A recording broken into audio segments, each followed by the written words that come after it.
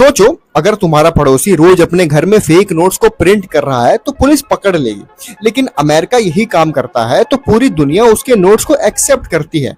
क्यों करती है?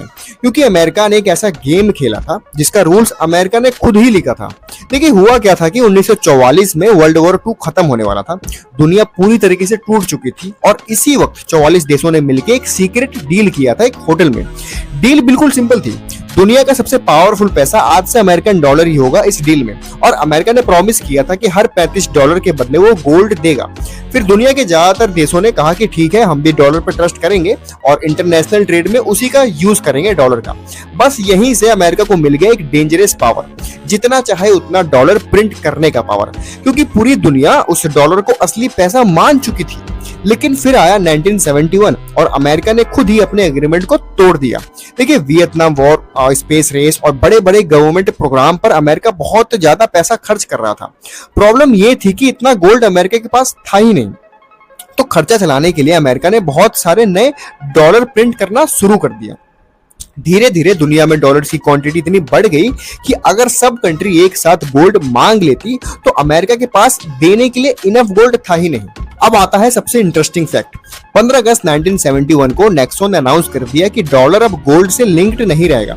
इसी डिसीजन को नेक्सॉन शॉक भी कहा गया। अब देखिए, लोगों को लगा कि अब डॉलर की वैल्यू गिर जाएगी क्योंकि अब उसके पीछे गोल्ड का सपोर्ट तो है नहीं, लेकिन हुआ बिल्कुल उल्टा।